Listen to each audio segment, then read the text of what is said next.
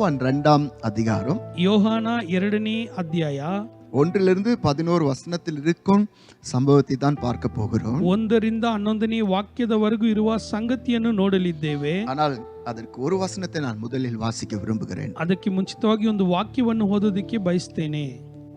இவ்விதமாக இயேசு இந்த முதலாம் அற்புதத்தை கலிலியாவில் உள்ள கானா ஊரிலே செய்து தம்முடைய மகிமையை வெளிப்படுத்தினார். ಈ ರೀತಿಯಾಗಿ ಯೇಸು ಸ್ವಾಮಿ ಆ ಗಲಿಲಿಯ ಊರಾದ ಕಾನಾದಲ್ಲಿ ಈ ಅದ್ಭುತವನ್ನು ಮಾಡಿ ತನ್ನ ಮಹಿಮೆಯನ್ನು ತೋರಿಸಿಕೊಟ್ಟರು. இவ்விதமாக இயேசு இந்த முதலாம் அற்புதத்தை கலிலியாவில் உள்ள கானா ஊரிலே செய்து தம்முடைய மகிமையை வெளிப்படுத்தினார். அவருடைய சீஷர்கள் அவரிடத்தில் விசுவாசம் வைத்தார்கள். ಈ ರೀತಿಯಾಗಿ ಯೇಸು ಸ್ವಾಮಿ ಗಲಿಲಿಯದ ಕಾನಾ ಊರಿನಲ್ಲಿ ಒಂದು ಅದ್ಭುತವನ್ನು ಮಾಡಿದರು. ಅದನ್ನು ನೋಡಿದ ಶಿಷ್ಯರು ಆತನ ಮೇಲೆ ನಂಬಿಕೆಯನ್ನು ಇಟ್ಟರು. நான் பேசுறதை நல்லா கவனித்துக் கொள்ளுங்க. ನಾನು ಮಾತನಾಡೋದನ್ನು ಚೆನ್ನಾಗಿ ಗಮನದಲ್ಲಿ ಇಟ್ಟುಕೊಳ್ಳ್ರಿ. இது ஒரு ப்ராஃபட்டிக்காக கர்த்தர் நம்மோடு பேசுறார். ಇದು ಒಂದು ಪ್ರವಾದನೆಯಾಗಿ ಕರ್ತನ್ ನಮ್ಮ ಸಂಗಡ ಮಾತನಾಡುತ್ತಿದ್ದಾನೆ. அதனால நான் பேசும்போதுவே நீங்க ஆமே அப்படின்னு சொல்லி டைப் பண்ணி ரிசீவ் பண்ணிட்டே இருங்க. ಅದಾದ್ರಿಂದ ನಾನು ಮಾತನಾಡುವಾಗಲೇ ನೀವು ಆಮೇನ್ ಅಂತ ಹೇಳಿ ಟೈಪ್ ಮಾಡಿ ಅದನ್ನು ಸ್ವೀಕರಿಸ್ತಾನೆ ಇರಿ. இயேசு இந்த அற்புதத்தை செய்து இதுதான் இயேசு செய்த முதல் அற்புதம். ಇದೇ ಯೇಸು ಸ್ವಾಮಿ ಮಾಡಿದ ಮೊದಲನೇ ಅದ್ಭುತ.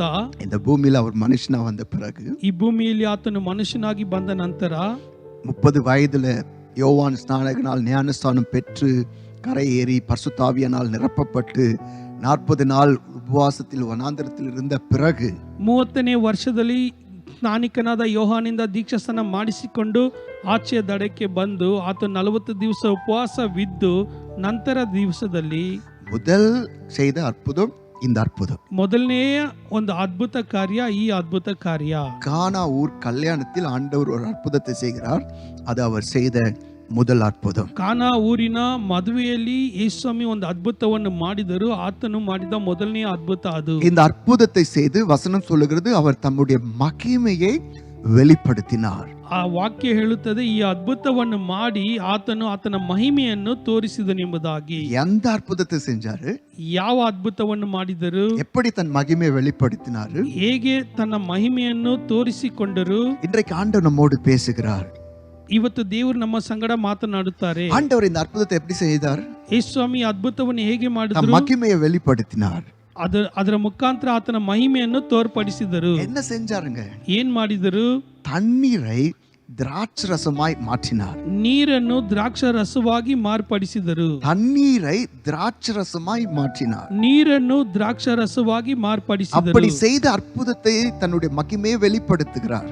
ಆ ರೀತಿಯಾದ ಅದ್ಭುತದ ಮುಖಾಂತರ ಆತನ ಮಹಿಮೆಯನ್ನು ತೋರ್ಪಡಿಸಿದನು. இயேசுவின் நாமத்தினால் உங்களுக்கு சொல்லுகிறேன். ಯೇಸುವಿನ ನಾಮದಲ್ಲಿ ನಿಮ್ಮನ್ನು ನೋಡಿ ಹೇಳ್ತೇನೆ. அவர் அன்றைக்கு மட்டும் தண்ணீரை திராட்சரசமாய் மாற்றுகிறவர் அல்ல. ಅವತ್ತು ಆ ದಿವಸ ಮಾತ್ರ ಯೇಸು ಸ್ವಾಮಿ ನೀರನ್ನು ದ್ರಾಕ್ಷ ರಸವಾಗಿ ಮಾರ್ಪಡಿಸಿದ್ದು ಅಲ್ಲ, இன்றைக்கும் அவர் மாற்றுகிறவர். ಇವತ್ತು ಕೂಡ ಆತನು ಅದನ್ನು ಬದಲಾಯಿಸಲು தண்ணீரை ಶಕ್ತನು. திராட்சரசமாய் மாற்றுகிறார். ನೀರನ್ನು ದ್ರಾಕ್ಷ ರಸವಾಗಿ ಮಾರ್ಪಡಿಸಲು ಶಕ್ತನು. துக்கத்தை சந்தோஷமாய் மாற்றுகிறார். ನಿಮ್ಮ ದುಃಖವನ್ನು ಸಂತೋಷವಾಗಿ ಮಾರ್ಪಡಿಸುವ வியாதியை சுகமாய் மாற்றுகிறார். ರೋಗವನ್ನು ಆರೋಗ್ಯವಾಗಿ ಬದಲಾಯಿಸುತ್ತಾನೆ. பலவீனர்களை பலமுள்ளவர்களாய் மாற்றுகிறார். ಬಲಹೀನರನ್ನು ಬಲ ಉಳ್ಳವರಾಗಿ ಮಾರ್ಪಡಿಸುತ್ತಾನೆ. ஞானிகளை பைத்தியர்களை ஞானிகளாய் மாற்றுகிறார். ಬುದ್ಧಿಹೀನರನ್ನು ಜ್ಞಾನಿಗಳಾಗಿ ಮಾರ್ಪಡಿಸುತ್ತಾನೆ. தரித்திரர்களை ஐஸ்வர்யவான்களாய் மாற்றுகிறார். ದಾರಿದ್ರರನ್ನು ಐಶ್ವರ್ಯವಂತರಾಗಿ ಮಾರ್ಪಡಿಸುತ್ತಾನೆ. பாவிகளை பரிசுத்தவான்களாய் மாற்றுகிறார். ಪಾಪಿಗಳನ್ನು ಪರಿಶುದ್ಧವಂತರಾಗಿ ಮಾರ್ಪಡಿಸುತ್ತಾನೆ. துன்மார்க்கர்களை நீதிமான்களாய் மாற்றுகிறார். ದುಷ್ಟರನ್ನು ನೀತಿವಂತರಾಗಿ ಮಾರ್ಪಡಿಸುತ್ತಾನೆ. இன்றைக்கும்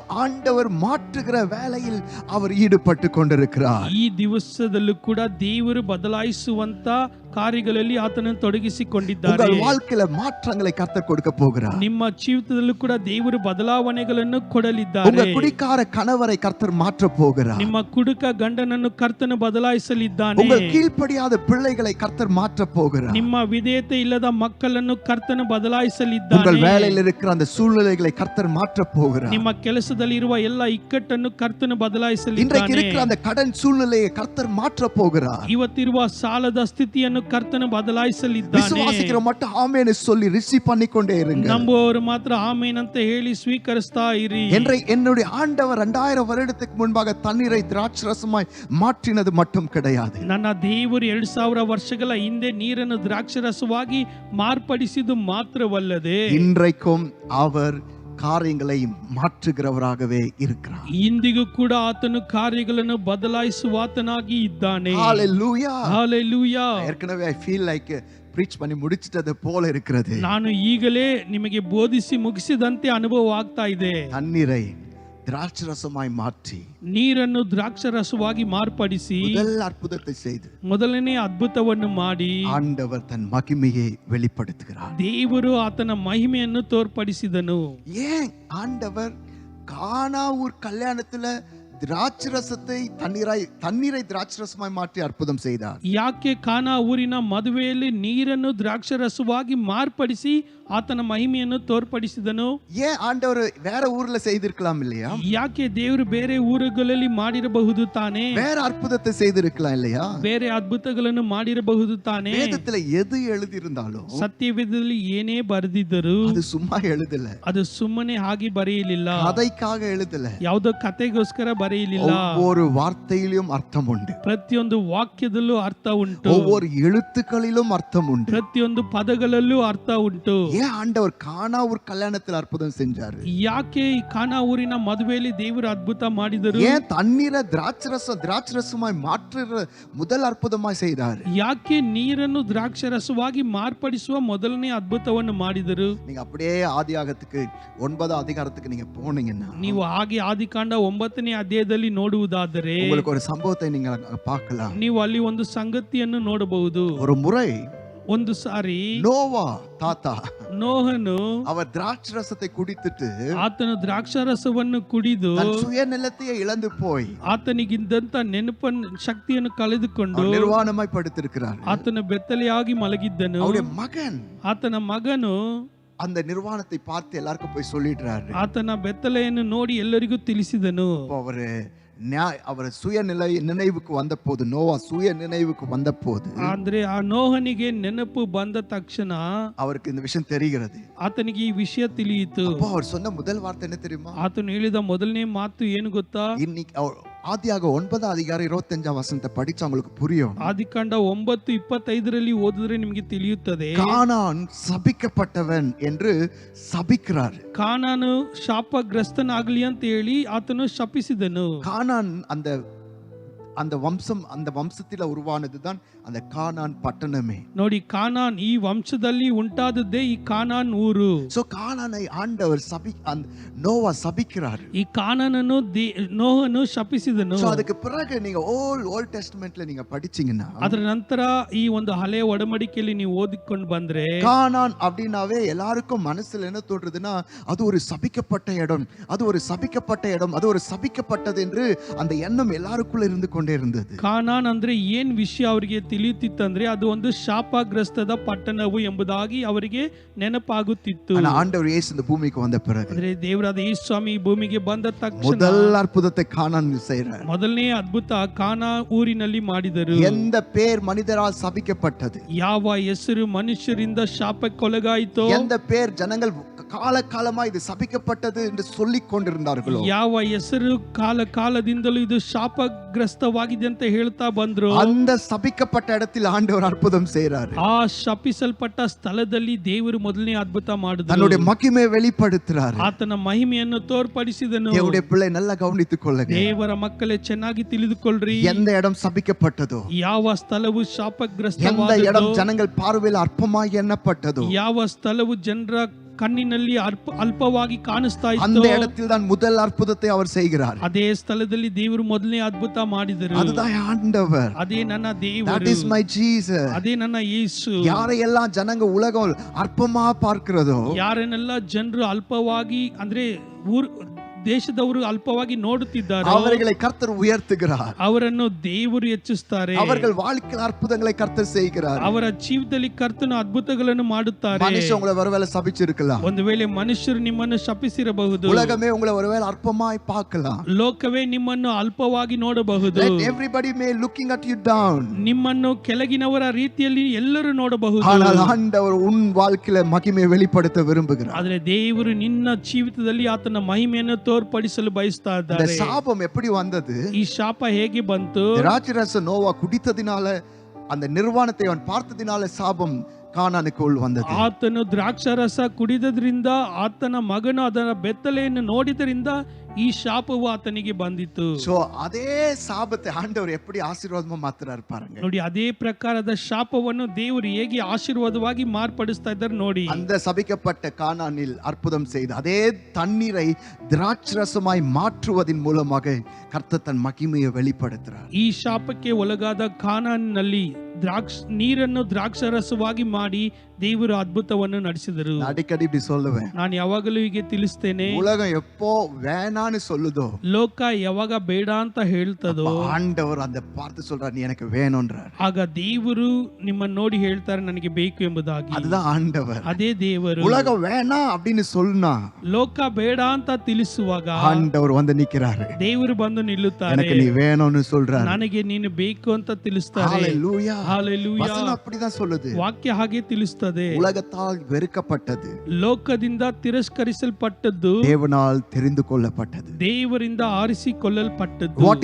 what is rejected by the world is chosen by God. ಲೋಕವು ಯಾವುದನ್ನು ತಿರಸ್ಕರಿಸುತ್ತದೋ ದೇವರು ಅದನ್ನು ಆರಿಸಿಕೊಳ್ಳುತ್ತಾರೆ. ஆகாதென்று தள்ளின கல் become a cornerstone, மூலைக்கல்லாயிற்று. ಬೇಡವೆಂದು ತಳ್ಳಿದಂತ ಕಲ್ಲೇ ಮೂಲೆಗಲ್ಲಾಯಿತು ಎಂಬುದಾಗಿದೆ. இன்னைக்கு உங்களை ஒருவேளை உலகம் வேணான்னு தள்ளி இருக்கலாம். ಇವತ್ತು ಒಂದು ವೇಳೆ ಲೋಕವು ನಿಮ್ಮನ್ನು ಬೇಡ ಅಂತ ತಳ್ಳಿರಬಹುದು. ஒருவேளை உங்க லுக்க பார்த்து கூட உங்களை வேணான்னு வர ಪ್ರಪೋಸಲ್ உங்களை ರಿಜೆಕ್ಟ್ பண்ணிருக்கலாம். ನಿಮ್ಮ ನೋಟವನ್ನು ನೋಡಿ ಕೂಡ ಬರುವಂತ ಸಂಬಂಧಗಳು ಬೇಡ ಅಂತ ಹೋಗಿರಬಹುದು. கவலைப்படாத தங்கச்சி, ಆದ್ರೆ ತಂಗಿ, ನೀನು ಚಿಂತಿಸಬೇಡ. அந்த தள்ளப்பட்ட கல்லுதான் மூலைக்கல்லாய் மாறுகிறது. ಬೇಡವೆಂದು ತಳ್ಳಲ್ಪಟ್ಟ ಕಲ್ಲೇ ಮೂಲೆಗಲ್ಲಾಯಿತು. ஆண்டவர் உன்னை தான் நேசிக்கிறார்.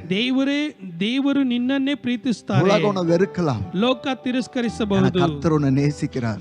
ಕರ್ತ ನಿನ್ನನ್ನು ಪ್ರೀತಿಸುತ್ತಾನೆ. சபிக்கப்பட்ட கானான் திராட்சரசத்தினால் வந்த சாபம் கர்த்தர் எவ்வளவு அற்புதமா முதல் அற்புதங்க செய்து எல்லாத்தையும் தலைகீழா மாற்றினார். ಶಾಪಗ್ರಸ್ತವಾದ ಕಾನಾನು ದ್ರಾಕ್ಷಾರಸದಿಂದ ಬಂದಂತ ಶಾಪವನ್ನು ದೇವರು ಹೇಗೆ ಅದ್ಭುತವಾಗಿ ಮೊದಲನೇ ಅದ್ಭುತವು ಅದರ ಮುಖಾಂತರ ನಡೆಸಿದರು. இன்னைக்கு உலகமே வேதத்தை படிக்கிற எல்லாருமே இதை பற்றி படிக்கிறார்கள். ಲೋಕದಲ್ಲಿ ಸತ್ಯವೇದ ಓದುವ ಪ್ರತಿಯೊಬ್ಬರು ಇದರ ಬಗ್ಗೆ ಓದುತ್ತಾ ಇದ್ದಾರೆ. வாழ்க்கையில கர்த்தர் அப்படிதான் கர்த்தர் கிரியை செய்ய போறார். ನಿನ್ನ ಜೀವಿತದಲ್ಲೂ ಕೂಡ ಕರ್ತನು ಹಾಗೆ ಕ್ರಿಯೆ ಮಾಡಲಿದ್ದಾರೆ. எல்லாரும் உன்னை வெறுக்கலாம், ಇವತ್ತು ಎಲ್ಲರೂ ನಿನ್ನನ್ನು ತಿರಸ್ಕರಿಸಬಹುದು. வாழ்க்கையில கர்த்தர் தன் மகிமை வெளிப்படுத்துவார். ನಿನ್ನ ಜೀವಿತದಲ್ಲಿ ಕರ್ತನು ಆತನ ಮಹಿಮೆಯನ್ನು ತೋರ್ಪಡಿಸಲಿದ್ದಾನೆ. உலகமே உன்னை புகழ்கிற அளவு கர்த்தர் உன்னை உயர்த்துவார். ಲೋಕವೇ ನಿಮ್ಮನ್ನು ಹೊಗಳುವ ಸ್ಥಿತಿಯಲ್ಲಿ ಕರ್ತನು ನಿಮ್ಮನ್ನು ಹೆಚ್ಚಿಸಲಿದ್ದಾನೆ. விசுவாசத்தை மட்டும் ஆமென்னு சொல்லி கைகளை தட்டி கர்த்தருக்கு ஸ்தோத்திரம் சொல்லுங்க. ನಂಬುವವರು ಮಾತ್ರ ಆಮೆನ್ ಅಂತ ಹೇಳಿ ಕೈಯನ್ನು ತಟ್ಟಿ ಸ್ತೋತ್ರ ಮಾಡಿ.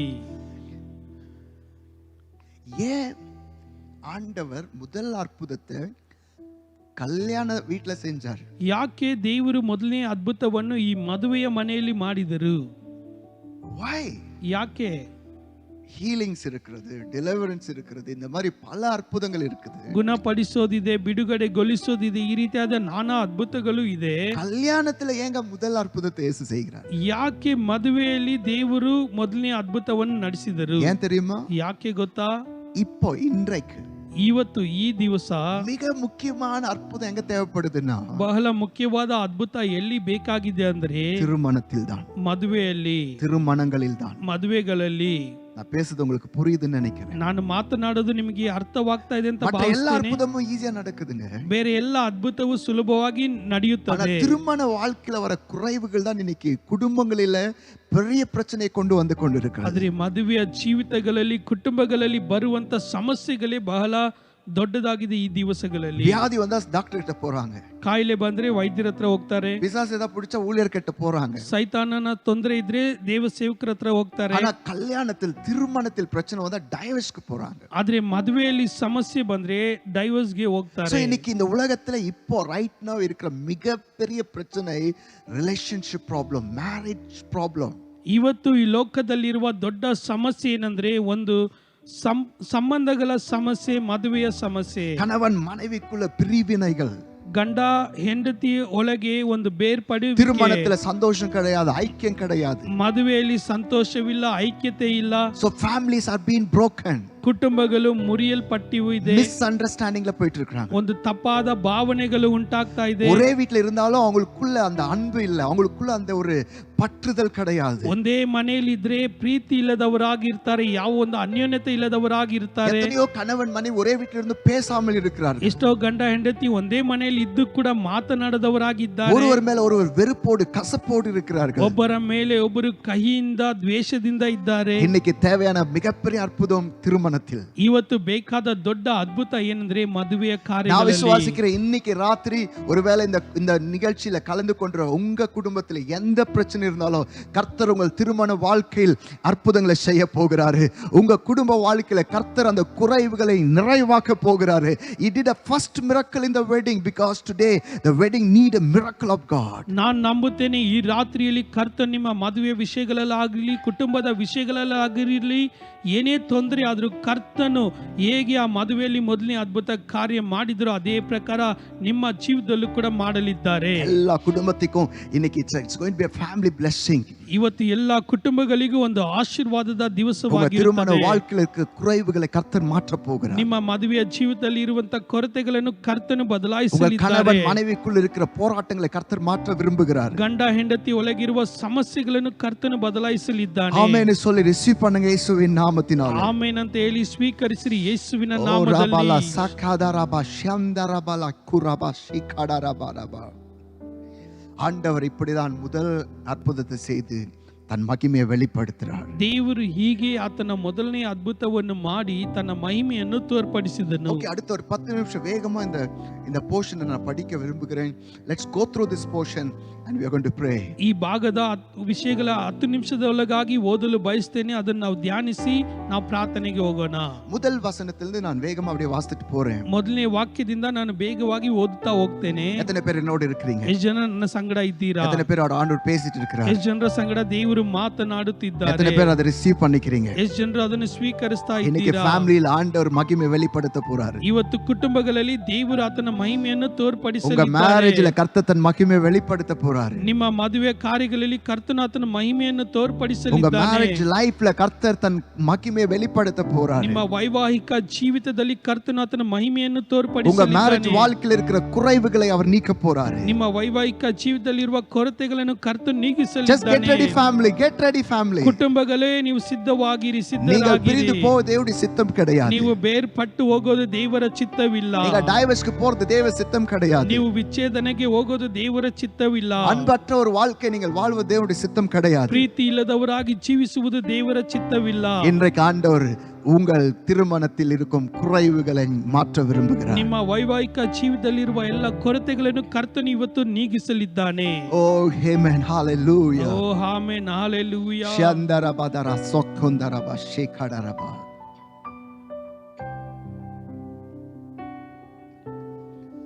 முதல் வசனம், ಮೊದಲನೇ ವಾಕ್ಯ. 3ஆம் நாளிலே கலிலியாவில் உள்ள கானா ஊரிலே ஒரு கல்யாணம் நடந்தது. ಮೂರನೆಯ ದಿನದಲ್ಲಿ ಗಲಿಲಿಯದ ಕಾನಾ ಊರಿನಲ್ಲಿ ಒಂದು ಮದುವೆ ಆಯಿತು. ஆரம்பிக்கும் போதுவே நல்லா பாருங்க, ಇದು ಆರಂಭಿಸುವಾಗಲೇ ನೋಡಿ 3ஆம் தினம் அப்படின்னு எழுதப்பட்டிருக்கு. ಮೂರನೆಯ ದಿನ ಅಂತ ಬರೆಯಲ್ಪಟ್ಟಿದೆ. What is third day? 3ஆம் தினம் எது? ಮೂರನೇ ದಿವಸ ಯಾವ ದಿವಸ? எல்லாரும் சொல்லுவாங்க வீக்ல அப்படின்னா மண்டே, ಟ್ಯೂಸ್ಡೇ, ವೆಡ್ನೆಸ್ಡೇ அப்படின்னு வாங்க. ವಾರದಲ್ಲಿ ಮೂರನೇ ದಿವಸ ಅಂದ್ರೆ ಬುಧವಾರ ಅಂತ ತಿಳಿಸ್ತಾರೆ. ஆனா உண்மையா பாத்தீங்கன்னா, ಆದ್ರೆ ನಿಜವಾಗಿ ನೋಡಿದ್ರೆ, பைபிள் படி பார்த்தோம்னா, ಸತ್ಯ ವೇದ ಪ್ರಕಾರ ನೋಡಿದ್ರೆ, ஆண்டவர் ஆதியாகத்துல நீங்க வாசித்தீங்கன்னா, ಆದಿ ಕಾಂಡದಲ್ಲಿ ನೀವು ಓದಿದರೆ முதல் நாளில் கர்த்தர் இதை கிரியேட் இதெல்லாம் உருவாக்குனார் அப்படின்னு இருக்கும். ಮೊದಲನೇ ದಿವಸದಲ್ಲಿ ಕರ್ತನು ಇದೆಲ್ಲವನ್ನು ಉಂಟು ಮಾಡಿದನು ಅಂತ ಇದೆ. 2, 3, 4, 5, 6 நாள் கர்த்தர் எல்லாத்தையும் உருவாக்குனார். ಅಂದ್ರೆ 2, 3, 4, 5, 6 ದಿವಸ ಕರ್ತನು ಎಲ್ಲವನ್ನು ಉಂಟು ಮಾಡಿದನು. 7வது நாள் 7ನೇ ದಿವಸ அவர் ஓய்வெடுத்தார். ಆತನು ವಿಶ್ರಾಂತಿ ತೆಗೆದನು ಅಂತ ಇದೆ. அதை தொடர்ந்து அதை பிராக்டிஸ் பண்ணிட்டு தான் அதை சப்பத் அப்படின்னு அதுக்கு ஒரு பேர் வச்சாங்க. ಅದನ್ನು ಅಭ್ಯಾಸ ಮಾಡುತ್ತಲೇ ಸಬ್ಬತ್ ಅಂತ ಅದಕ್ಕೊಂದು ಹೆಸರಿಟ್ಟರು. சப்பத் ஓய்வு நாள். ಸಬ್ಬತ್ ಅಂದ್ರೆ ವಿಶ್ರಾಂತಿಯ ದಿವಸ. அதுதான் செவன்த் டே அப்படின்னு சொல்றாங்க. ಅದನ್ನೇ 7ನೇ ದಿವಸ ಅಂತ ಹೇಳುತ್ತಾರೆ. செவன்த் டே 7th ಡೇ 7ನೇ ದಿವಸ ಸಬ್ಬತ್ ஓய்வு நாள், ವಿಶ್ರಾಂತಿಯ ದಿವಸ. அது என்னைக்கு அப்படினீங்க? ಅದು ಯಾವತ್ತು ಅಂದ್ರೆ சனிக்கிழமை, ಶನಿವಾರದಂದು. சாட்டர்டே இஸ் தி 7th டே. ಶನಿವಾರ 7ನೇ ದಿವಸ. அப்ப முதல் நாள், வாரத்துல முதல் நாள் எங்க ஆரம்பமாகிறது? ವಾರದಲ್ಲಿ ಮೊದಲನೇ ದಿವಸ ಎಲ್ಲಿ ಪ್ರಾರಂಭವಾಗುತ್ತದೆ? சண்டே தான் ஃபர்ஸ்ட் டே. ಭಾನುವಾರವೇ ಮೊದಲನೇ ದಿವಸ. நிறைய பேர் சண்டே வர்ஷிப் போயிட்டு ஆண்டவரே நான் ஓய்வு நாள்ல உம்மை ஆராதிக்க வந்தேன்னு சொல்லுவாங்க. ಅನೇಕರು ಭಾನುವಾರ ಆರಾಧನೆಗೆ ಹೋಗಿ ದೇವರೇ ನಿನ್ನ ವಿಶ್ರಾಂತಿಯ ದಿವಸದಲ್ಲಿ ನಿಮ್ಮನ್ನು ಆರಾಧಿಸಲು ಬಂದಿದ್ದೇನೆ ಅಂತ இல்ல, ಹೇಳುತ್ತಾರೆ. அது முதல் நாள், வாரத்தின் கடைசி நாள் கிடையாது, முதல் நாள். ಭಾನುವಾರ ವಾರದ ಮೊದಲನೇ ದಿವಸ, ಕೊನೆಯ ದಿವಸವಲ್ಲ. இயேசு உயிரோடு எழுந்த பிறகு அந்த வர்ஷிப் பேட்டர்னே மாறிடுச்சு. ಯೇಸು ಸ್ವಾಮಿ ಪುನರುತ್ಥಾನವಾದ ನಂತರ ಈ ಆರಾಧನೆಯ ಕಾರ್ಯಗಳೇ ಬದಲಾವಣೆಗೊಂಡಿದೆ. வாரத்தின் முதல் நாளில் இயேசு காலையில உயிரோடு எழும்புறார், சண்டே மார்னிங். ವಾರದ ಮೊದಲನೇ ದಿವಸ ಯೇಸು ಸ್ವಾಮಿ ಭಾನುವಾರದಂದು ಆತನು ಅಂದ್ರೆ ಪುನರುತ್ಥಾನವಾದನು. அத ஃபோக்கஸ் பண்ணி தான் வர்ஷிப்பை வந்துட்டு சண்டேவா பண்ணிட்டாங்க. ಅದನ್ನು ನೋಡಿಕೊಂಡೇ ಆರಾಧನೆಯನ್ನು ಭಾನುವಾರದಂದು ಇಟ್ಟಿದ್ದಾರೆ. Sunday is not a Sabbath, Sunday is not a ஓய்வு நாள். ಆದ್ರೆ ಭಾನುವಾರ ವಿಶ್ರಾಂತಿಯ ದಿವಸವಲ್ಲ, ಸಬ್ಬತ್ ದಿವಸವಲ್ಲ. சண்டே தான் வீக்லி ஃபர்ஸ்ட் டே. ಭಾನುವಾರ ವಾರದ ಮೊದಲನೇ ದಿವಸ. அப்ப மூன்றாவது நாள் அப்படின்னு இங்க வசனம் சொல்லப்படுகிறது. ಮೂರನೇ ದಿವಸ ಎಂಬುದಾಗಿ ವಾಕ್ಯದಲ್ಲಿದೆ. அது என்ன நாள்? ಅದು ಯಾವ ದಿವಸ? ಟ್ಯೂಸ್ಡೇங்க. ಮಂಗಳವಾರ. ಟ್ಯೂಸ್ಡೇ, ಮಂಗಳವಾರ. மூணாவது நாளில் கர்த்தர் அந்த கல்யாணத்தில் அற்புதம் செய்கிறார். ಮೂರನೇ ದಿನದಲ್ಲಿ ಕರ್ತನ ಮದುವೆಯಲ್ಲಿ ಅದ್ಭುತ ಮಾಡಿದರು. ಟ್ಯೂಸ್ಡೇ ஆண்டவர் அங்க தன் மகிமையை வெளிப்படுத்துறாரு. ದೇವರು ಮಂಗಳವಾರ ಆತನ ಮಹಿಮೆಯನ್ನು ಅಲ್ಲಿ ತೋರ್ಪಡಿಸಿದನು. What is day today? ಇವತ್ತು ಯಾವ ದಿವಸ? இன்றைக்கு டியூஸ்டே. ಇವತ್ತು ಮಂಗಳವಾರ. இது மூன்றாவது நாள். ಇದು ಮೂರನೇ ದಿವಸ. இந்த மூன்றாவது நாளில் கர்த்தர் மகிமை வெளிப்படுத்த போறார். ಈ ಮೂರನೇ ದಿವಸದಲ್ಲಿ ಕರ್ತನ ಆತನ ಮಹಿಮೆಯನ್ನು ತೋರ್ಪಡಿಸಲಿದ್ದಾನೆ. அவர் அற்புதத்தை செய்ய போறார். ಆತನ ಅದ್ಭುತವನ್ನು ಮಾಡಲಿದ್ದಾನೆ. இன்றைக்கு இந்த மூன்றாவது நாளில் கர்த்தர் உங்கள் குறைவுகளை நிறைவாக்க போறார். ಇವತ್ತು ಈ ಮೂರನೇ ದಿವಸದಲ್ಲಿ ಕರ್ತನ ನಿಮ್ಮ ಎಲ್ಲ ಕೊರತೆಗಳನ್ನು ನೀಗಿಸಲಿದ್ದಾನೆ. ಆಮೆನ್ சொல்லுங்க. ಎಲ್ಲ ಕೈயை ತಟ್ಟಿ ಆಮೆನ್ சொல்லுங்க. ಆಮೆನ್ ಅಂತ ಹೇಳಿ ಕೈ ಚಪ್ಪಾಳೆ ತಟ್ಟಿ ಹೇಳಿ. மூன்றாவது நாள் is a Tuesday. ಮೂರನೇ ದಿವಸ ಅಂದ್ರೆ ಮಂಗಳವಾರ.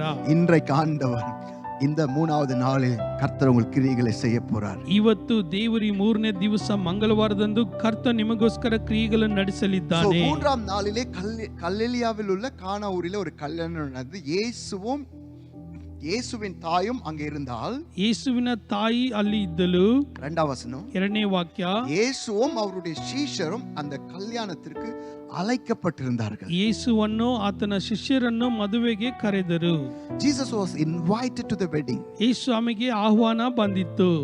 இந்த தியாலஜிக்கன் அந்த தியாலஜி படிக்கிறவங்க சொல்லுவாங்க, ಸತ್ಯವೇದದ ಶಾಸ್ತ್ರರು ಈಗ ಅನ್ನುತ್ತಾರೆ ಓದುವಾಗ, இது ஒரு இயேசுவினுடைய ஒரு க்ளோஸ் ரிலேட்டிவ் வெட்டிங்கா இருந்ததனால தான் எல்லாரும் அங்க அழைக்கப்பட்டிருக்கிறார்கள் அப்படின்னு சொல்லுவாங்க. ಯೇಸು ಸ್ವಾಮಿಯ ಹತ್ತಿರದ ಸಂಬಂಧಿಯಲ್ಲಿ ಒಬ್ಬರ ಮದುವೆ ಅಂತ ಹೇಳಿ ಎಲ್ಲರನ್ನು ಕರೆದಿದ್ದಾರೆ ಅಂತ ತಿಳಿಸ್ತಾರೆ. ஆனா எதுவோ ஒண்ணு நமக்கு இங்க என்ன அண்டர்ஸ்டாண்ட் பண்ணிக்கிறோம் அப்படின்னா, ಯಾವುದೋ ಒಂದು ನಮಗೆ ಇಲ್ಲಿ ತಿಳಿಯುವಂತ ವಿಷಯ ಏನಂದ್ರೆ, இயேசுவை அந்த கல்யாண வீட்டுக்கு அழைக்கப்பட்டிருந்தார். ಯೇಸು ಸ್ವಾಮಿಯನ್ನು ಆ ಮದುವೆಗೆ ಆಹ್ವಾನಿಸಲ್ಪಟ್ಟಿದ್ದರು. ஆகையால் இயேசு வந்தார். ಅದಾದ್ರಿಂದ ಯೇಸು ಸ್ವಾಮಿ ಬಂದರು. ஆமா, அவர் அழைச்சா எங்க வேணா போவார். ಆತನನ್ನು ಕರೆದರೆ ಆತನು ಎಲ್ಲಿಗೆ ಬೇಕಾದ್ರೂ ಬರುತ್ತಾರೆ. இந்த இடத்துல கல்யாண வீட்டுக்கு அவர் அழைச்சிருந்தாங்க. ಈ ಸ್ಥಳದಲ್ಲಿ ಮದುವೆಗೆ ಆತನನ್ನು ಆಹ್ವಾನಿಸಿದರು. மார்த்தாள் மரியாள் வியாதியா இருந்த சகோதரன் வீட்டுக்கு அழைச்சாங்க. ಮಾರ್ತಾಲ್ ಮರಿಯಲು ಆತನ ತಮ್ಮನು ರೋಗದಲ್ಲಿದ್ದ ಮನೆಗೆ ಆತನನ್ನು ಕರೆದರು. தெருவுல ஒரு பிச்சைக்காரன் இயேசுவேன்னு கூப்பிட்டான். ಬೀದಿಯಲ್ಲಿ ಒಬ್ಬ ಭಿಕ್ಷುಕನು ಯೇಸು ಸ್ವಾಮಿ ಅಂತ ಕೂಗಿದನು. ஆண்டவரை கூப்பிட்ட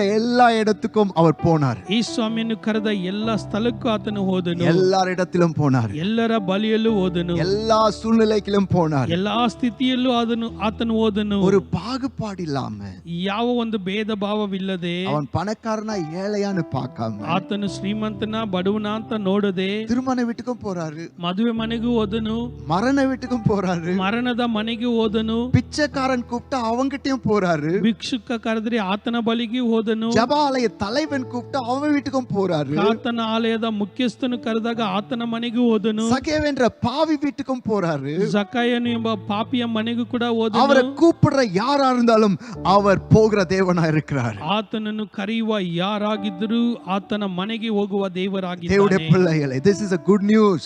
ದೇವರ ಮಕ್ಕಳೇ, ಇದೇ ಶುಭ ವಾರ್ತೆ, இது நற்செய்தி நமக்கு. ಇದೇ ನಿಮಗೆ ಶುಭ ವಾರ್ತೆ. ஆண்டவரை கூப்பிட நீ யாரா இருந்தாலும் அவர் வருவார். ದೇವರನ್ನು ಕರೆಯುವ ನೀವು ಯಾರೇ ಆಗಿರಿ, ಆತನು ಬರುತ್ತಾನೆ. அவர் உங்க வீட்டுக்கு வருவார். ಆತನು ನಿಮ್ಮ ಮನೆಗೆ ಬರುತ್ತಾನೆ. நீங்க கூப்பிடுற சூழ்நிலையில அவர் வருவார். ನೀವು ಕರೆಯುವಂತ ಸ್ಥಿತಿಯಲ್ಲಿ ಆತನು ಬರುತ್ತಾನೆ. ஆபத்து காலத்தில் என்னை நோக்கி கூப்பிடு, நான் வந்து உனக்கு உத்தரவு கொடுப்பேன்னு சொல்லி இருக்கிறார். ಅಪಾಯದ ಕಾಲದಲ್ಲಿ ನನ್ನನ್ನು ನೋಡಿ ನೀನು ಕೂಗಿಕೊಂಡರೆ ನಾನು ಬಂದು ಸದುತ್ತರವನ್ನು ಕೊಡುತ್ತೇನೆ ಅಂತ ಹೇಳಿದಂತ கூப்பிட்டா ದೇವರು, போதுங்க, ನೀವು ಕರೆದರೆ ಸಾಕು, அவர் வருவார். ಆತನು ಬರುತ್ತಾನೆ. நீங்க அவர் அழைச்சா போதும், ನೀವು ಆತನನ್ನು ಕರೆದರೆ ಸಾಕು, அவர் வருவார். ಆತನು ಬರುತ್ತಾನೆ. இயேசு அந்த திருமணத்துக்கு அழைக்கப்பட்டிருந்தார். ಯೇಸು ಸ್ವಾಮಿ ಆ ಮದುವೆಗೆ ಕರೆಯಲ್ಪಟ್ಟಿದ್ದರು. இயேசு அந்த திருமணத்தில் இருக்கிறாரு. ಯೇಸು ಸ್ವಾಮಿ ಆ ಮದುವೆಯಲ್ಲಿ ಇದ್ದಾರೆ. அப்ப அங்க ஒரு குறைவு நடக்குது. ಅಲ್ಲಿ ಒಂದು ಕೊರತೆ ಎದುರಾಯಿತು. திராட்சை ரசம் குறைவுபடுகிறது. ದ್ರಾಕ್ಷಾರಸದ ಕೊರತೆಯು ಉಂಟಾಯಿತು. இயேசு இருக்கிற இடத்துல எப்படிங்க குறைவு வருகிறது? ಯೇಸು ಸ್ವಾಮಿ ಇರುವ ಸ್ಥಳದಲ್ಲಿ ಹೇಗೆ ಕೊರತೆ ಉಂಟಾಯಿತು? ஏசப்பா இருக்கும்போது அந்த கடல்ல கொந்தளிப்பு எழும்பினது.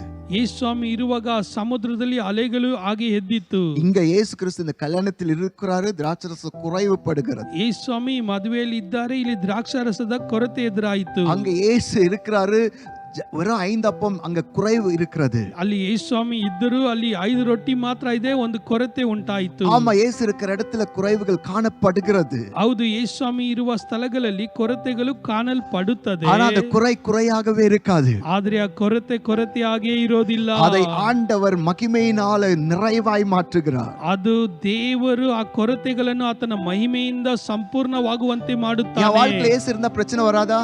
ನನ್ನ ಜೀವಿತದಲ್ಲಿ ಯೇಸು ಇದ್ರೆ ಸಮಸ್ಯೆ ಬರೋದಿಲ್ವಾ? ஏன் கல்யாணத்தில் இயேசு இருந்தா திராட்சை ரசம் குறைவுபடாதா?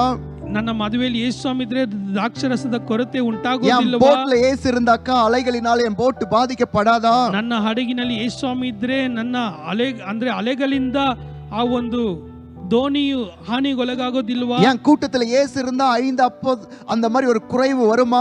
ನನ್ನ ಕೂಟದಲ್ಲಿ ಗುಂಪಿನಲ್ಲಿ ಯೇಸು ಸ್ವಾಮಿ ಇದ್ರೆ 5 ರೊಟ್ಟಿ ಅಂತ ಹೇಳಿ ಆ ಕೊರತೆ ಉಂಟಾಗುತ್ತದಾ? வரும், ಬರುತ್ತದೆ. ஆனா பயப்பட தேவையில்லை. ಆದ್ರೆ ಭಯ இயேசு ಪಡಬೇಕಾಗಿಲ್ಲ. இருக்கிற கல்யாணத்துல குறைவு வருகிறது. ಯೇಸು ಸ್ವಾಮಿ ಇರುವಂತ ಮದುವೆಯಲ್ಲಿ ಕೊರತೆ ಎದುರಾಯಿತು. ஆனால் ಆದರೆ அவர் இருக்கிறதுனால ಆತನು ಇರುವುದರಿಂದ அதை நிறைவாய் மாற்றுகிறார். ಅದನ್ನು ಸಂಪೂರ್ಣವಾಗಿ இயேசு ಮಾರ್ಪಡಿಸುತ್ತಾನೆ. இருக்கிற படகுல பிரச்சனை வருது, ಯೇಸು ಇರುವಂತ ದೋಣಿಯಲ್ಲಿ ಸಮಸ್ಯೆ ஆனா அவர் ಬರುತ್ತೆ. இருக்கிறதுனால ಆತನು ಇರೋದ್ರಿಂದ அதை அதட்டி அமைதல் படுத்துறாரு. ಅದನ್ನು ಗದರಿಸಿ ಸುಮ್ಮನೆ ಇರುವಂತೆ இயேசு இருக்கிற ಹೇಳುತ್ತಾನೆ. இடத்துல குறைவுகள் வருகிறது, 5 அப்பம் என்கிற குறைவு. ಯೇಸು ಸ್ವಾಮಿ ಇರುವಂತ ಸ್ಥಳದಲ್ಲಿ 5 ರೊಟ್ಟಿ ಎಂಬ ಕೊರತೆ ಬರುತ್ತದೆ. ஆனால் அவர் இருக்கிறதுனால ಆದ್ರೆ ಆತನು ಇರೋದ್ರಿಂದ அதை மல்டிப்ளை பண்ணி ಅದನ್ನು ಹೆಚ್ಚಾಗುವಂತೆ ಮಾಡಿ அவர் நிறைவாக்குகிறார். ಆತನು உங்க லைஃப்ல இயேசு ಸಂತೃಪ್ತಿಗೊಳಿಸುತ್ತಾನೆ. இருக்கும்போது பிரச்சனை வரலாம், ನಿಮ್ಮ ಜೀವಿತದಲ್ಲಿ ಯೇಸು ಇರುವಾಗ ಸಮಸ್ಯೆ ಬರಬಹುದು. ஆனா நீங்க பயப்பட தேவையில்லை. ಆದ್ರೂ ನೀವು ಭಯ அவர் ಪಡಬೇಕಾಗಿಲ್ಲ. இருக்கிறதுனால ಆತನು ಇರೋದ್ರಿಂದ நீங்கள் அதை மேற்கொள்ளுவீர்கள். ನೀವು ಎಲ್ಲವನ್ನು ಜಯಿಸ್ತೀರಾ. கர்த்தர் அதிலிருந்து உங்களை அற்புதமா வெளியே கொண்டு வருவார். ಕರ್ತನು ಅದೆಲ್ಲದರಿಂದ ನಿಮ್ಮನ್ನು ಅದ್ಭುತವಾಗಿ ಹೊರಗಡೆ ತರುತ್ತಾನೆ. விசுவாசிக்கிறவங்க மட்டும் ஆமென்னு சொல்லுங்க. ನಂಬುವವರು ಮಾತ್ರ ಆಮೇನ್ ಅಂತ ಹೇಳಿ. எத்தனை பேருக்கு நான் பேசுறது புரியுது? ಎಷ್ಟು ಜನರಿಗೆ ಮಾತನಾಡೋದು ಅರ್ಥ ಆಗ್ತಾ ஓ ಇದೆ? மஹந்தரல ஷேக்கடரபல கம் ஸ்பீக் இன் டங்ஸ். ஒரு நிமிஷம் ಬನ್ನಿ பேசுங்க. ಸ್ವಲ್ಪ ಅನ್ಯ ಭಾಷೆಯಲ್ಲಿ ಮಾತನಾಡ್ತಾ ಇರಿ. ராகாபாசக ஸ்பீக் ಇನ್ ಟಂಗ್ಸ್. ಅನ್ಯ ಭಾಷೆಗಳಲ್ಲಿ ಹಾಗೆ ಮಾತನಾಡ್ರಿ. ನೀವು ಶಿಬಹಾದೂರಿ ನಂದರಲ್ಲ ಬದರಲ್ಲ ಶಿಬಹಾದೂರಿ ನಂದರಲ್ಲ ದರಬಲ ದರ ಬದರಲ್ಲ ದರಲ್ಲ ದರ ಶಬಹಾದೂರಿ ಬರದಿ ಅಂದಲ ಬರದಿ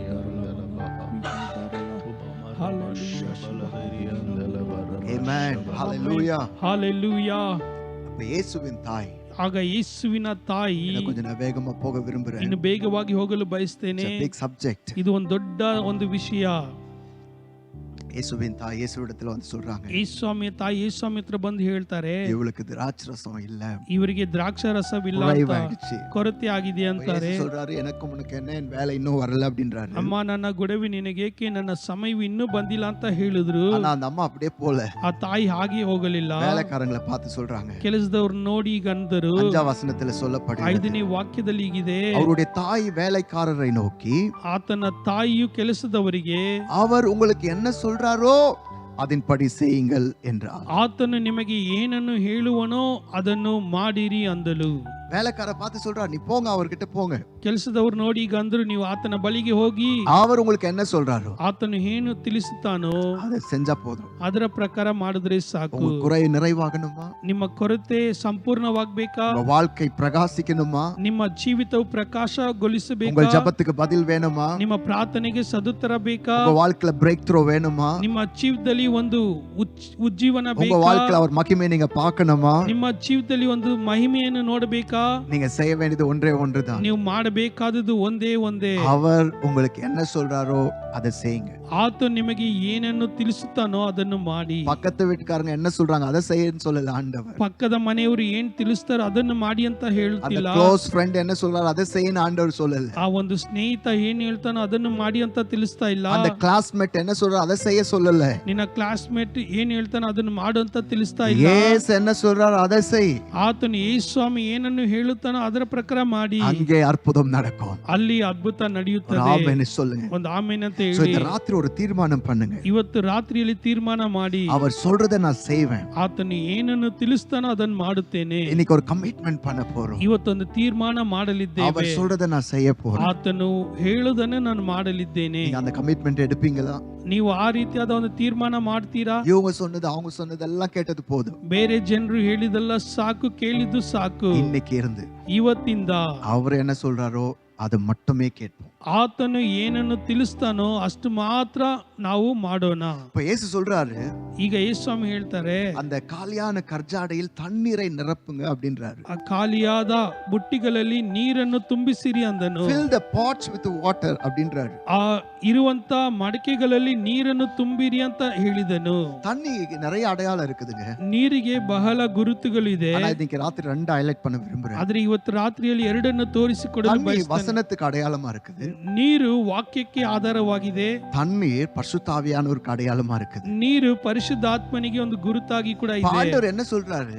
ದೇವರು ಏನ್ ಹೇಳ್ತಾರೆ? பாத்திரத்தை தண்ணீரால் நிரப்புங்க அப்படின்றாரு. ಆ ಒಂದು ಪಾತ್ರೆಯನ್ನು ನೀರಿನಿಂದ ತುಂಬಿಸಿ அந்த ಅಂದರು. காலியான பாத்திரத்தை காலியா வச்சுக்காதீங்க. ಆ ಖಾಲಿಯಾದ ಪಾತ್ರೆಯನ್ನು ನೀವು ಬರಿದಾಗಿ அதை ಇಟ್ಟುಕೊಳ್ಳಬೇಡಿ. தண்ணீரினால் நிரப்புங்க. ಅದನ್ನು ನೀರಿನಿಂದ ತುಂಬಿಸಿರಿ. வசனம் என்ற தண்ணீரினால் நிரப்புங்க. ವಾಕ್ಯ ಎಂಬ ನೀರಿನಿಂದ ತುಂಬಿಸಿರಿ. பரிசுத்த ஆவி என்கிற தண்ணீரினால் நிரப்புங்க. ಪರಿಶುದ್ಧ ಆತ್ಮನಿ ಎಂಬ ನೀರಿನಿಂದ ತುಂಬಿಸಿರಿ. உங்க வாழ்க்கையை வெறுமையா வச்சுக்காதீங்க friend. ನಿಮ್ಮ ಜೀವಿತವನ್ನು ಬರಿದಾಗಿ உங்க ಇಟ್ಟುಕೊಳ್ಳಬೇಡಿ. மனசு என்ற பாத்திரத்தை காலியா வச்சுக்காதீங்க. ನಿಮ್ಮ ಮನಸ್ಸು ಎಂಬ ಪಾತ್ರೆಯನ್ನು ಖಾಲಿಯಾಗಿ ಇಟ್ಟುಕೊಳ್ಳಬೇಡಿ. தண்ணீரினால் நிரப்புங்க. ನೀರಿನಿಂದ ತುಂಬಿರಿ. வசனத்தினால் நிரப்புங்க. ವಾಕ್ಯದಿಂದ ತುಂಬಿರಿ. பரிசுத்த ஆவியால் நிரப்பப்படுங்க. ಪರಿಶುದ್ಧ ಆತ್ಮನಿಂದ ತುಂಬಿಸಲ್ಪಡ್ರಿ. நீங்க செய்ய வேண்டியதெல்லாம் ஒன்றே ஒன்றுதான். ನೀವು ಮಾಡಬೇಕಾದುದೆಲ್ಲ ಒಂದೇ. பாத்திரத்தை தண்ணீரினால் நிரப்பணும். ಆ ಬಾಣೆಗಳನ್ನು ನೀರಿನಿಂದ ತುಂಬಬೇಕು. ஆமா, வசனத்தினால உங்களை நிரப்பணும். ಹೌದು, ವಾಕ್ಯಗಳಿಂದ ನಿಮ್ಮನ್ನು ತುಂಬಿಸಿಕೊಳ್ಳಬೇಕು. ஆவினால உங்களை நிரப்பணும். ಆತ್ಮದಿಂದ ನಿಮ್ಮನ್ನು ತುಂಬಿಸಿಕೊಳ್ಳಬೇಕು. நீங்க அதை செஞ்சு பாருங்க. ನೀವು ಇದನ್ನು ಮಾಡಿ ನೋಡಿ, என்ன நடக்கும்னு பாருங்க. ಏನು ನಡೆಯುತ್ತದೆ ಎಂಬುದಾಗಿ ನೋಡಿ. ஹalleluya. ಹಾಲೆಲೂಯಾ. அவங்க அப்படியே அந்த பாத்திரத்தை தண்ணீரினால் நிரப்புறாங்க. ಹಾಗೆ ಅವರು ಆ ಬಾಣೆಗಳಲ್ಲಿ ನೀರನ್ನು ತುಂಬಿಸಿದರು. ஆண்டவர் ಆಗ ದೇವರು இயேசு சொல்றாரு, ಯೇಸು ಸ್ವಾಮಿ ಅಂದರು, இதை எடுத்துட்டு போய் கொண்டு போய் கொடுங்க அப்படின்றாரு. ಇದನ್ನು ತೆಗೆದುಕೊಂಡು ಹೋಗಿ ಕೊಡಿ ಅಂತ ಹೇಳಿದ್ರು. அப்ப எடுத்துட்டு போய் கொடுக்கும்போது ಅವರು ಅದನ್ನು ತೆಗೆದುಕೊಂಡು ಹೋಗಿ ಕೊಟ್ಟಾಗ அந்த தண்ணீர் திராட்சரசமாய் மாற்றப்பட்டிருந்தது. ಆ ನೀರೆಲ್ಲವೂ ದ್ರಾಕ್ಷಾರಸವಾಗಿ ಮಾರ್ಪಡಿಸಲ್ಪಟ್ಟಿತು. ஆண்டவர் தண்ணீரை திராட்சரசமாய் மாத்துறார். ದೇವರು ನೀರನ್ನು ದ್ರಾಕ್ಷಾರಸವಾಗಿ ಮಾರ್ಪಡಿಸಿದರು. தண்ணியை கொஞ்சம் யோசித்து பாருங்க. ನೀರನ್ನು ಸ್ವಲ್ಪ ಯೋಚನೆ ಮಾಡಿ ನೋಡಿ. தண்ணீருக்கு சுவை இருக்குதா? ನೀರಿಗೆ ಯಾವುದೇ ರುಚಿ ಇದೆಯಾ? டேஸ்ட் இருக்குதா? ಯಾವುದೇ ರುಚಿ ಇದೆಯಾ? இல்ல. ಇಲ್ಲ. சுவை இல்லை. ಯಾವುದೇ ರುಚಿ ಇಲ್ಲ. தண்ணீருக்கு நிறம் கலர் இருக்குதா? ನೀರಿಗೆ ಯಾವುದೇ ಬಣ್ಣವಿದೆಯಾ? இல்லவே இல்ல. ಇಲ್ಲ. தண்ணீருக்கு பிரைஸ், நான் பாட்டில் இருக்கிற தண்ணியை பற்றி பேசல. பொதுவாக தண்ணீருக்கு ஆண்டவர் இலவசமா தான் தண்ணீரை வச்சிருக்கிறார். ನೀರನ್ನು ನೋಡಿ ಅದಕ್ಕೆ ಯಾವುದೇ ಬೆಲೆ ಇಲ್ಲ, ಅದು ಉಚಿತವಾಗಿ ಕೊಡಲ್ಪಟ್ಟಿದೆ. இப்ப தண்ணீருக்கு சுவை இல்லை, ನೀರಿಗೆ ರುಚಿ ಇಲ್ಲ, நிறம் இல்லை, ಬಣ್ಣವಿಲ್ಲ, விலை இல்லை. ಯಾವ ಬೆಲೆಯೂ ಇಲ್ಲ. ஆனா திராட்சை ரசத்துக்கு ಅದರ ದ್ರಾಕ್ಷಾರಸಕ್ಕೆ ನಿರಂ ಉಂಡು, ಬಣ್ಣವಿದೆ, ಸುவை ಉಂಡು, ಅದಕ್ಕೆ ರುಚಿಯೂ ಕೂಡ ಇದೆ, விலை கூட இருக்குது. ಅದಕ್ಕೆ ಬೆಲೆ ಕೂಡ ಇದೆ. அப்ப விலை இல்லாம சுவை இல்லாம நிறம் இல்லாம இருந்த தண்ணியை விலையுள்ளதாகவும் நிறமுள்ளதாகவும் சுவையுள்ளதாகவும் திராட்சரசமாய் கர்த்தர் மாத்தினார். ಬಣ್ಣವಿಲ್ಲದೆ, ಬೆಲೆ ಇಲ್ಲದೆ, ರುಚಿ ಇಲ್ಲದೆ ಇರುವಂತ ನೀರನ್ನು ದೇವರು ಬೆಲೆ ಉಳ್ಳದಾಗಿ, ರುಚಿ ಉಳ್ಳದಾಗಿ, ಬಣ್ಣ ಉಳ್ಳದಾಗಿರುವಂತ ದ್ರಾಕ್ಷ ರಸವಾಗಿ ಮಾರ್ಪಡಿಸಿದರು. ஒரு காலத்துல நானும் ஒரு தண்ணியை போலதான் இருந்தேன். ಒಂದು ಕಾಲದಲ್ಲಿ ನಾನು ಕೂಡ ಒಂದು ನೀರಿನಂತೆ ಇದ್ದೆ. விலை இல்லாம சுவை இல்லாம எதுவுமே இல்லாம இருந்தேன். ಬೆಲೆ ಇಲ್ಲದೆ, ರುಚಿ ಇಲ್ಲದೆ, ಏನು ಇಲ್ಲದವನಾಗಿದ್ದೆ. ஆண்டவர் இந்த தண்ணியை திராட்சரசமா மாத்தினார். ಆದ್ರೆ ದೇವರು ಈ ನೀರನ್ನು ದ್ರಾಕ್ಷ ರಸವಾಗಿ ಮಾರ್ಪಡಿಸಿದರು. இன்றைக்கு ஆயிரங்களுக்கு ஆசீர்வாதமா மாத்தினார். ಇವತ್ತು ಸಾವಿರ ಸಾವಿರ ಜನರಿಗೆ ಆಶೀರ್ವಾದವಾಗಿ ಇಟ್ಟಿದ್ದಾರೆ. ஹalleluya, ಹಾಲೆಲೂಯಾ, ஹalleluya. ಹಾಲೆಲೂಯಾ. இன்னைக்கு ஒருவேளை நீங்க தண்ணீரா இருக்கலாம். ಇವತ್ತು ನೀವು ಒಂದು ನೀರಿನಂತೆ ಇರಬಹುದು. ஆனா ஆண்டவர் அதை திராட்சரசமா மாத்த முடியும். ಆದ್ರೆ ದೇವರು ಅದನ್ನು ದ್ರಾಕ್ಷ ರಸವಾಗಿ ಮಾರ್ಪಡಿಸಲು ஆனா ಸಾಧ್ಯ. நீங்க செய்ய வேண்டியது என்ன? ನೀವು ಮಾಡಬೇಕಾದದ್ದೇನು? உங்களை நிரப்பணும். ನೀವು ನಿಮ್ಮನ್ನು ತುಂಬಿಸಬೇಕು. வசனத்தினால உங்களை நிரப்பணும். ವಾಕ್ಯಗಳಿಂದ ತುಂಬಿಸಬೇಕು. பரிசுத்தாவினால உங்களை நிரப்பணும். ಪರಿಶುದ್ಧ ಆತ್ಮನಿಂದ ನಿಮ್ಮನ್ನು ತುಂಬಿಸಬೇಕು. 15 வயசுல ஆண்டவரை ஏற்றுக்கொண்டேன். ನಾನು 15ನೇ ವಯಸ್ಸಿನಲ್ಲಿ ಯೇಸು ಸ್ವಾಮಿಯನ್ನು ಅಂಗೀಕರಿಸಿಕೊಂಡೆ. அப்பொழுது நான் செய்ததெல்லாம் ஒன்றே ஒன்றுதான். ಆಗ ನಾನು ಮಾಡಿದ್ದೆಲ್ಲ ಒಂದೇ ವಿಷಯ. தொடர்ந்து வருஷக்கணக்காக நான் செய்ததெல்லாம் ஒன்றே ஒன்றுதான். ವರ್ಷಗಟ್ಟಲೆ ನಾನು ಮಾಡಿದಂತ ವಿಷಯ ಒಂದೇ ಒಂದು. ஆல்மோஸ்ட் ஒரு 3 இயர்ஸ் வேற எதுவுமே நான் செய்யல. ಸುಮಾರು 3 ವರ್ಷ ಬೇರೆ ಏನು ನಾನು ಮಾಡಲಿಲ್ಲ. வசனத்தை படிக்கிறது, ದೇವರ ವಾಕ್ಯವನ್ನು ಮಾತ್ರ ಓದೋದು, அந்நிய பாஷை பேசுறது, ಅನ್ಯ ಭಾಷೆ ಮಾತನಾಡೋದು, ஜெபிக்கிறது, ಪ್ರಾರ್ಥನೆ ಮಾಡೋದು, இப்படிதான் செய்து கொண்டிருந்தேன் இரவும் பகலும். ಇದನ್ನೇ ಮಾಡುತ್ತಿದ್ದೆ ಹಗಲು ರಾತ್ರಿ. என்ன நிரப்பிக்கொண்டே இருந்தேன். ನನ್ನನ್ನು ನಾನು ತುಂಬಿಸುತ್ತಲೇ ಇದ್ದೆ. எல்லாரும் என்ன வெறுத்தாங்க. ಎಲ್ಲರೂ ನನ್ನನ್ನು ತಿರಸ್ಕರಿಸಿದರು. எந்த இன்ஃப்ளூயன்ஸ் எனக்கு இல்ல. ಯಾವ ಪರಿಚಯವೂ ನನಗಿಲ್ಲ. எந்த பேக்ரவுண்டும் எனக்கு இல்ல. ಯಾವ ಒಂದು ವಿಷಯವೂ ನನಗಿಲ್ಲ. ஒரு ஏழ்மையான குடும்பத்துல பிறந்து வளர்ந்தேன். ನಾನು ಒಂದು ಬಡ ಕುಟುಂಬದಲ್ಲಿ ಹುಟ್ಟಿ ಬೆಳೆದೆ. ஆனா நான் செய்த ஒன்றே ஒன்று. ಆದ್ರೆ ನಾನು ಮಾಡಿದಂತ ಒಂದೇ ಒಂದು அந்த ವಿಷಯ, சிறு வயசுல ಆ ಒಂದು ಚಿಕ್ಕ ವಯಸ್ಸಿನಲ್ಲಿ என்னை நிரப்பிக் கொண்டிருந்தேன்.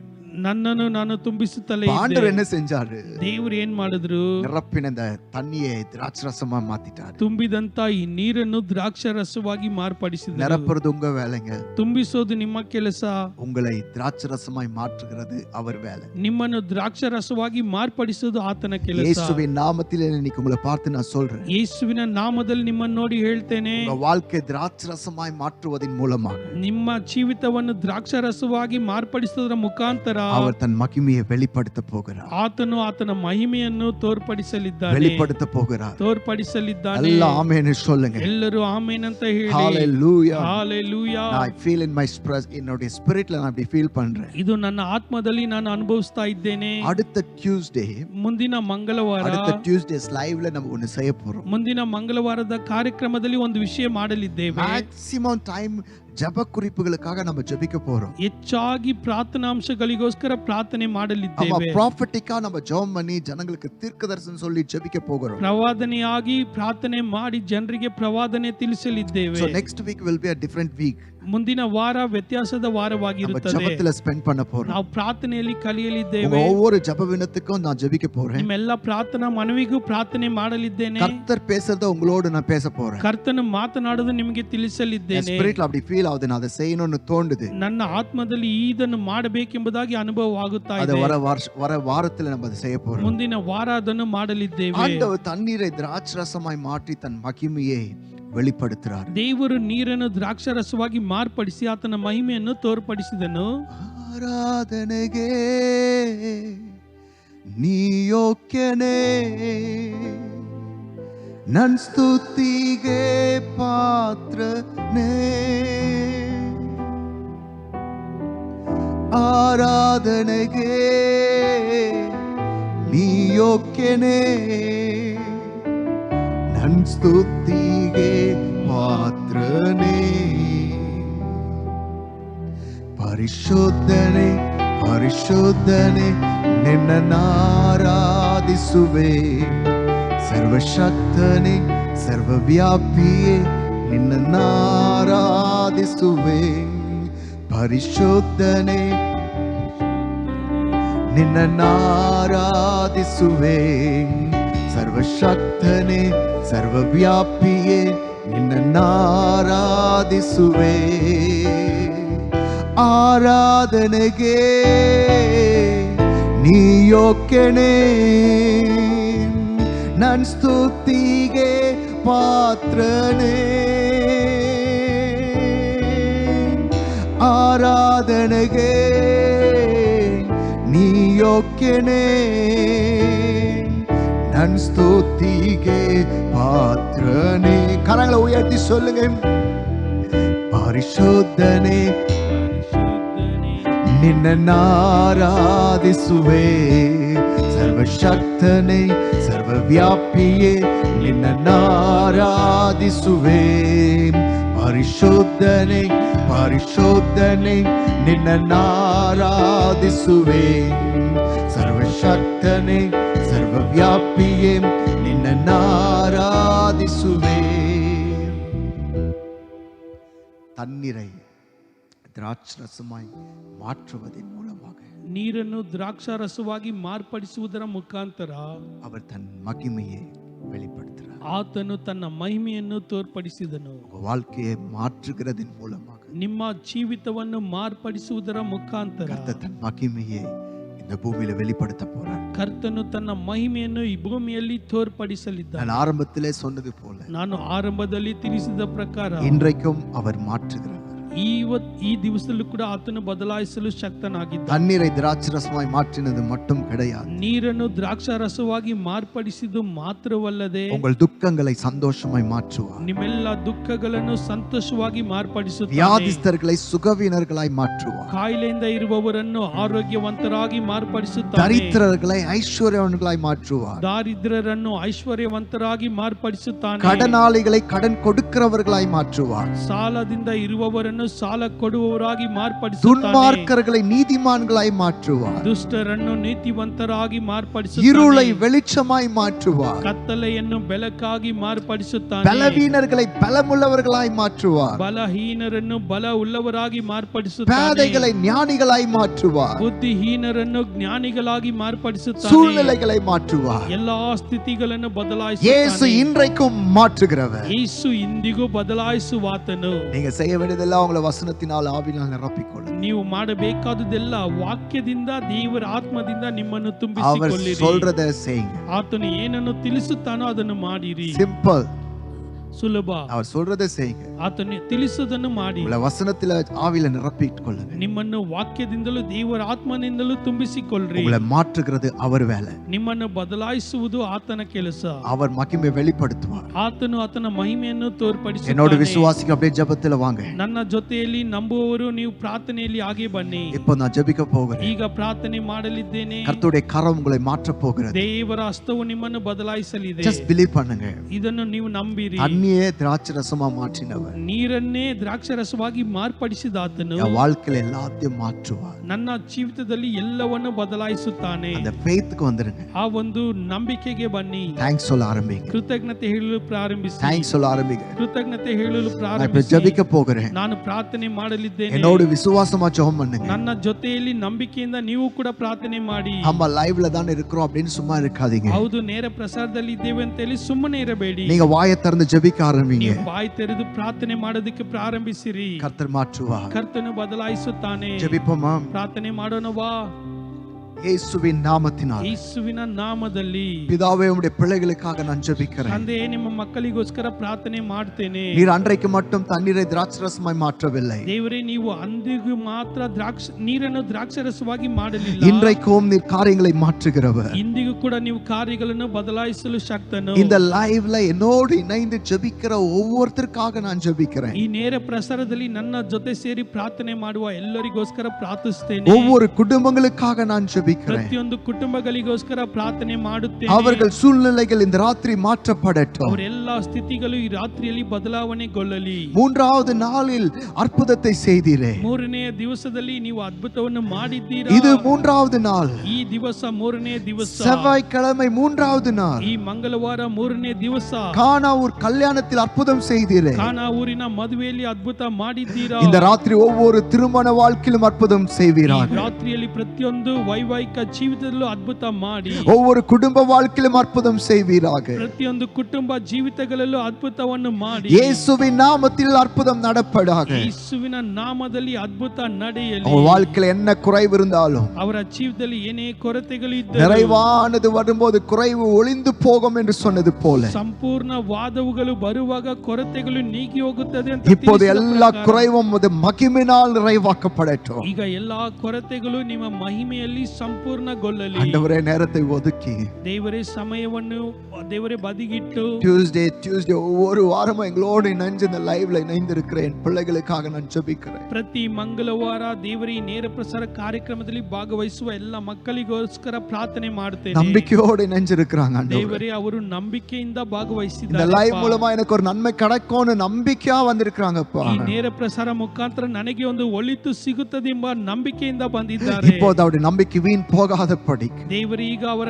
ನಂಬಿಕೆಗಳು ದೇವರೇ ಬರಿದಾಗಿ ಹೋಗದಂತೆ ஒவ்வொருத்தருக்கும் அற்புதம் நடக்கட்டும். ಪ್ರತಿಯೊಬ್ಬರಿಗೂ ಅದ್ಭುತ ನಡೆಯಲಿ. இயேசுவின் நாமத்தில் நடக்கட்டும். ಯೇಸುವಿನ ನಾಮದಲ್ಲಿ ನಡೆಯಲಿ. என் அன்பு சகோதரனே, ಪ್ರಿಯ ಸಹೋದರನೇ, என் அன்பு சகோதரியே, ಪ್ರಿಯ ಸಹೋದರಿಯೇ, கர்த்தர் உன் வாழ்க்கையில சூழ்நிலையை மாற்றிக் கொண்டிருக்கிறார். ಕರ್ತನು ನಿನ್ನ ಜೀವಿತದ ಎಲ್ಲ ಸ್ಥಿತಿಗಳನ್ನು உன் ಬದಲಾಯಿಸ್ತಾ திருமண ಇದ್ದಾನೆ. வாழ்க்கையில் இருக்கிற குறைவுகளை கர்த்தர் மாற்றிக் கொண்டிருக்கிறார். ನಿಮ್ಮ ವೈವಾಹಿಕ ಜೀವಿತದಲ್ಲಿರುವ ಕೊರತೆಗಳನ್ನು ಕರ್ತನು ಬದಲಾಯಿಸ್ತಾ ಇದ್ದಾನೆ. மறுபடியும் கர்த்தர் அதை பாயிண்ட் பண்ணி சொல்றாரு. ಕರ್ತನು ಮತ್ತೆ ಮತ್ತೆ ಅದನ್ನೇ ತಿಳಿಸ್ತಾ உங்க ಇದ್ದಾನೆ. வீட்டுக்குள்ள அமைதி வருகிறது. ನಿಮ್ಮ ಮನೆಗಳಲ್ಲಿ ಒಂದು ಶಾಂತ ಉಂಟಾಗುತ್ತಾ ಇದೆ. குறைவுகளை நிறைவாக்கி கொண்டிருக்கிறார். ಕೊರತೆಗಳನ್ನು ದೇವರು ಸಂಪೂರ್ಣ ಮಾಡುತ್ತಿದ್ದಾನೆ. நல்ல கையை தட்டி ஸ்தோத்திரம் பண்ணி, ஆண்டவரே நன்றி ஆண்டவரே, என் குறைவுகளை நீர் நிறைவாக்கி கொண்டிருக்கிறதற்காக உமக்கு நன்றின்னு சொல்லி அதை அப்படியே பெற்றுக்கொள்ளுங்கள். ಚೆನ್ನಾಗಿ ಚಪ್ಪಾಳೆ ತಟ್ಟಿ ದೇವರೇ ನನ್ನ ಎಲ್ಲ ಕೊರತೆಗಳನ್ನು ನೀಗಿಸ್ತಾ ಇದ್ದೀರಾ, ಸಂಪೂರ್ಣಗೊಳಿಸ್ತಾ ಇದ್ದೀರಾ, ಅದಕ್ಕೋಸ್ಕರ ಕೃತಜ್ಞತೆ ಅಂತ ಹೇಳಿ ನೀವು ಅದನ್ನು ಹಾಗೆ ಸ್ವೀಕರಿಸಿ. ಓ ರಬಲ ಗಡ ರಬ ಶ್ಯಾಂಡ ರಬದ ರಬ ಸಾಕಂದ ರಬ ಶ್ಯಾಂಡ ರಬ ಲಕ್ಕುದ ರಬ ಸಿಕ್ಕದ ರಬ.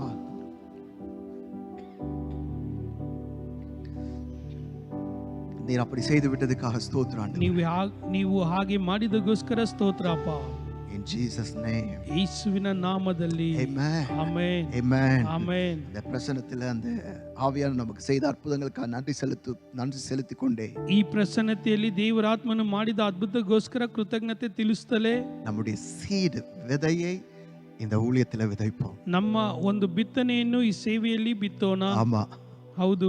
ஆண்டவர் நமக்கு எவ்வளவு செய்றார். ದೇವರು ನಮಗೋಸ್ಕರ ಎಷ್ಟೋ ಮಾಡ್ತಾ ಇದ್ದಾರೆ. ஒவ்வொரு டியூஸ்டேவும் எத்தனையோ பெரிய காரியங்களை ஆண்டவர் நமக்கு கற்றுக் கொடுத்து கொண்டே இருக்கிறார். ದೇವರು ಪ್ರತಿ ಮಂಗಳವಾರ ಎಷ್ಟೋ ವಿಷಯಗಳನ್ನು ನಮಗೆ ತಿಳಿಸ್ಕೊಡ್ತಾ ಇದ್ದಾರೆ, ಕಲಿಸ್ಕೊಡ್ತಾ ಇದ್ದಾರೆ. இப்ப அவருக்கு அவருடைய ஊழியத்திற்காக ஊழியத்தின் வளர்ச்சிக்காக நம்முடைய விதைகளை விதைக்க போறோம். ಈಗ ಆತನ ಸೇವೆಗೋಸ್ಕರ, ಸೇವೆಯ ಬೆಳವಣಿಗೆಗಳಿಗೋಸ್ಕರ ನಮ್ಮ ಬಿತ್ತನೆಯನ್ನು ನಾವು ಬಿತ್ತೋಣ. ஆமா, விதை ஒவ்வொரு விதையும் அறுவடை கொண்டு வருகிறது. ಬಿತ್ತುವಂತ ಪ್ರತಿಯೊಂದು ಬಿತ್ತನೆಯೂ ಒಂದು ಕೊಯ್ಲನ್ನು ತರುತ್ತದೆ. நாங்க போன சாட்டர்டே கூட ஒரு அற்புதமான டெஸ்டிமனியை பார்த்தோம். ಕಳೆದ ಶನಿವಾರ ಕೂಡ ಒಂದು ಅದ್ಭುತವಾದ ಒಂದು ಸಾಕ್ಷಿಯನ್ನು ನೋಡಿದೆವು. பாம்பேல இருந்து ஒரு ஊழியக்காரர் சொன்னாங்க, ಬಾಂಬೆಯಿಂದ ಒಂದು ಸೇವಕರು ಈಗ ಅಂದ್ರು, அவர் எப்படி இந்த ஊழியத்துக்கு ஒரு சின்ன விதையை அனுப்பிச்சாரு, ஆனா ஒரே நாள்ல within 24 ஹவர்ஸ்ல 6 lakhs டெட்ஸ் கடன் தீர்ந்து கோர்ட்ல இருக்கிற பிரச்சனை மாறி, அது எனக்கே நம்ப முடியாமமா இருந்தது.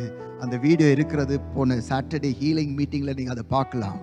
ಅವರು ಒಂದು ಚಿಕ್ಕ ಕಾಣಿಕೆಯನ್ನು ಕಲಿಸಿಕೊಟ್ಟರು. ಅದರ ಮುಖಾಂತರ ದೇವರು ಒಂದೇ ದಿವಸದಲ್ಲಿ ಅವರಿಗೆ 6 ಲಕ್ಷ ರೂಪಾಯಿ ಸಾಲವನ್ನು ತೀರಿಸುವಂತೆಯೂ ಮತ್ತೆ ಕೋರ್ಟಲ್ಲಿರುವ ಕೇಸುಗಳು ಎಲ್ಲವೂ ಒಂದು ಸಮಾನವಾಗುವಂತೆಯೂ ದೇವರ ಅದ್ಭುತವನ್ನು ಮಾಡಿದರು ಎಂಬ ಒಂದು ದೊಡ್ಡ ಸಾಕ್ಷಿಯನ್ನು ಕೇಳಿದೆವು. ಅದರ ಮುಖಾಂತರ ನನಗೂ ಕೂಡ ಒಂದು ಆಶ್ಚರ್ಯ ಉಂಟಾಯಿತು. அவரால செய்ய முடியும். ದೇವರಿಂದ ಎಲ್ಲ ಮಾಡಲು ಸಾಧ್ಯ. நம்ம விதைக்கிறத அறுக்க போறோம், அதெல்லாம் உண்மை. ನಾವು ಬಿತ್ತೋದನ್ನೇ ಕೊಯ್ತೇವೆ, ಅದೆಲ್ಲ ನಿಜ. ஆனா எல்லாத்துக்கும் மேலாக ಎಲ್ಲದಕ್ಕಿಂತ ಮೇಲಾಗಿ அவரை நம்ம நேசிக்கிறது, கொடுக்கிறதுல நம்ம வெளிப்படுத்துறோம். ಆತನನ್ನು ನಾವು ಪ್ರೀತಿಸೋದು, ಕೊಡುವುದರ ಮುಖಾಂತರ ನಾವು ತೋರ್ಪಡಿಸಬೇಕು. உங்களுக்கு எல்லாருக்கும் ஒரு ஆப்பர்ச்சுனிட்டி கொடுங்க. ನಿಮ್ಮೆಲ್ಲರಿಗೂ ಒಂದು ಅವಕಾಶ ನೀವು ಕೊಡ್ರಿ. கொடுக்கிறது மூலமா நீங்கள் அவரை நேசிக்கிறதை வெளிப்படுத்துங்க. ಕೊಡುವುದರ ಮುಖಾಂತರ ಆತನ ಮೇಲಿಟ್ಟಿರುವ ಪ್ರೀತಿಯನ್ನು ತೋರ್ಪಡಿಸಿರಿ. ಆಮೆನ್ சொல்லுங்க. ಆಮೆನ್ ಅಂತ ಹೇಳಿ. ஹalleluya. ಹಲ್ಲೆಲೂಯಾ.